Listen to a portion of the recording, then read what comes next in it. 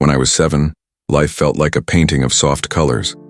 Mornings smelled like warm bread from the bakery across the street, and sunlight was like liquid gold spilling through my window. The world seemed built for laughter and small joys. My mother's laugh was the melody that told me everything was okay, and when she tucked my hair behind my ear, I felt completely safe. We lived in a quiet European town where winters were long and rooftops slept under blankets of snow. On weekends, I'd chase pigeons by the fountain while my mother watched, smiling.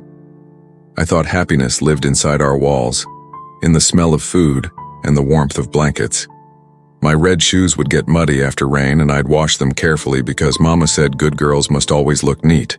I believed everything back then. My father was far away, somewhere my memory couldn't reach. Mama told me he worked where the sea touched the sky. I used to imagine him waving at clouds that would float all the way to me. Life wasn't perfect, but it was peaceful. Whole. I thought nothing could ever change that. Then one autumn morning, things began to shift. A man moved into the house next door. He looked ordinary, like someone the world had forgotten to notice. He wore brown coats, carried books, and always walked as if listening to something only he could hear. He had this polite smile that never changed, like it was practiced. The first time he waved, I waved back. He seemed kind the way strangers in small towns often do.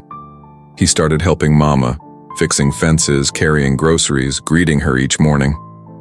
He became a quiet part of our lives, always there but never too close. I began to see him more often, standing by his window when I came home from school. He would wave, and I'd run to pick flowers from the hill behind the bakery to leave by his gate. It felt nice to be noticed. Mama was exhausted from her long shifts at the hospital. Her eyes were heavy, her laughter faint. So, I filled my own silence with him. He asked about my drawings, my favorite colors, my dreams, the stars I liked to name from my window. He listened, and I thought that was love. Not the fairy tale kind, but the kind that made you feel truly seen. Slowly, I stopped talking at school. I sat alone at lunch, just waiting for the evening when I could walk past his garden. Nothing was wrong, yet everything felt heavier, like something was gently pressing against my heart. I stopped singing to myself, stopped drawing suns with smiling faces. I started sketching leafless trees instead. He never asked me to, but somehow, his silence changed the colors inside me. Mama didn't see it. She was too tired, too far away even when she sat right beside me. I didn't blame her. I just kept growing quieter, older in ways no one noticed. Sometimes he talked about how the world becomes cruel as you grow up, and I started to believe him. I thought I was becoming wise, but it was just sadness disguised as truth. One afternoon, I went to the lake behind the woods. I watched the ripples in the water and suddenly realized I couldn't remember the last time I had truly laughed. My reflection looked strange, not older, just distant, like someone else was living behind my eyes.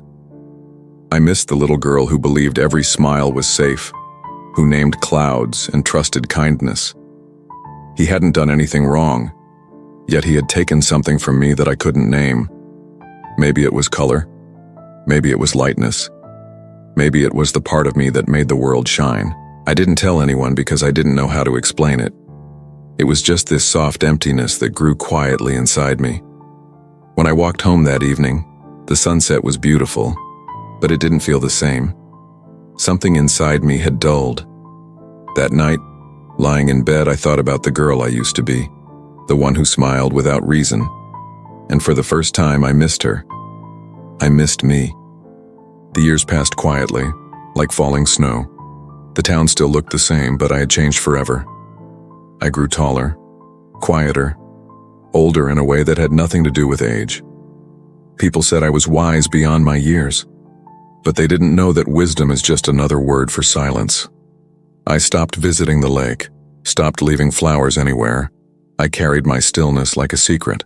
Mama changed jobs and we moved across town. I never saw him again. He disappeared as softly as he arrived, leaving behind nothing but an empty house and a faint memory that followed me in dreams. For years, I thought I hated him for it, but hate is too heavy for a child to hold. What I felt was confusion, a gentle ache that stayed without hurting. I began drawing again when I was 12. My drawings were different now, more sky than sunlight, more truth than joy. My teacher said I painted feelings, but I didn't know how to tell her that those feelings were the spaces where laughter used to live.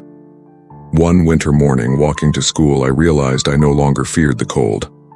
Somewhere along the way, I had learned that not all warmth comes from people. Sometimes it comes from understanding yourself, from accepting that not everything that touches you is meant to stay.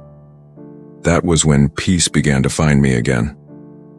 I learned to forgive him, not because he deserved it, but because I wanted to be free. Life moved forward. Mama laughed more.